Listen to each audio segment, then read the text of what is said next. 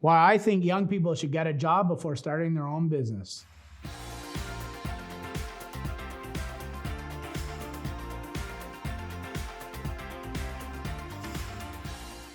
I understand their success stories. I can fully appreciate that, and I want to hear from them. But I will tell you that 90% of businesses fail to give enough income for a family to survive, especially for young people. So this is kind of what we're talking about today, and hopefully it will give you some insight on entrepreneurship for young people. Speaking from personal experience, when I finished university, I tried to get a job. I couldn't. So I went out into self-employment.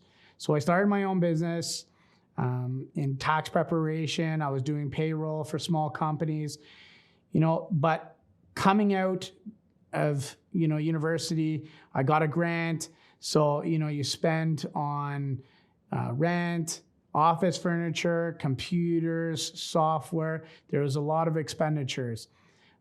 Everything was going great. I was doing okay. But it came in the second and third year when I was trying to buy a house, buy a car.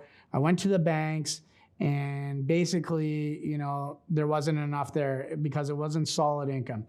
So, I see this at the tax office quite often. Small business owners trying to get funding that can't. Oftentimes, they need a cosigner. They need to show different kinds of income, and it's very tough to get additional funding to either help their business or to buy the big things in life. So there's definitely some drawbacks in self-employment for young people. Being new to the business, there was also a lack of knowledge, just a lack of business knowledge. There were things that I didn't know going into business that I definitely should have known. And it's still true today. Young entrepreneurs come into my office and they have no idea about some of the costs. Like, these are things that people should know going into business, like costs in terms of like CPP, WSIB, EI, matching these things, what, rent, employees are gonna cost. Definitely things, and I graduated from economics at University of Ottawa. I took a lot of business classes, but they didn't prepare me enough personally to feel comfortable going into business.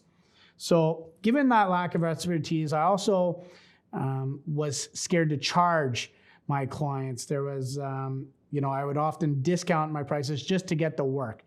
So I will advise you too, if you are going into business for yourself as a young entrepreneur, that not to be afraid to charge. Don't do extra stuff and not get paid for it. You'll just run around in circles. So my advice is to get some experience in the field before going into, self-employment for yourself. So try and get a job in the trade that you're trying to do, whether it be a plumber, electrician, which are great. Their overhead's low. I always said those are good businesses, the trades, because they're basically, it's just them. But, learn from these people, see what they do, how they conduct their business, how they get clients, what their costs are. Really learn from these people before trying to make it out on your own. And that being said, once you get that business, you'll be covering all your bases. I would say, to work in this job, hopefully with a pension, some benefits, but, cover all your bases. So in that time of employment, buy your house because you look better to the banks. So buy your house, buy your car, buy your rental property. Just make sure that all your bases are covered before going into the entrepreneurship. You can do a side hustle, and start, building your business on the side so that when you do make that decision, you're kind of already ready to go. So these are things that I've seen, and I've experienced from my own past that I think could help young people make that decision. Banks, they say they're going to help out for young entrepreneurs and they help, sole proprietorships. But from experience, it's only if you're doing very, very well. They are very tough on self-employment. Owning rental properties. This is seen as passive income, but I will tell you that I believe it is a business and it should be treated as such. It's something that I can get behind. The valuations have gone up historically. You haven't lost money on it, but you need to treat it as a business and keep working at it. It's something that you just can't leave it. You have to be actively involved. and and it's not something like a real business where you're working 6 days a week. So, I'm all for building a business of rental properties. Now, I know this, sort of spiel might sound a little pessimistic, but, it is like and it's unfortunate, but in the last, 15 years that I've been doing tax returns, for every one successful business that comes in, I got 6 or 7 that are really struggling to get by, that are having trouble paying the bills, especially for young entrepreneurs. So, I just want to put people in a good situation. Yes, there are self-employed people. That's where you make your millions of dollars.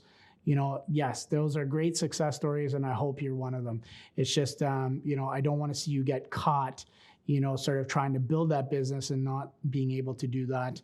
There are also a lot of people that are incredibly wealthy just by staying in a good job, moving up the ranks, buying rental properties, investing properly. So it's not to say that you need to own a business to become a multimillionaire. So this video is meant to serve, as a heads up to what they, might experience financially.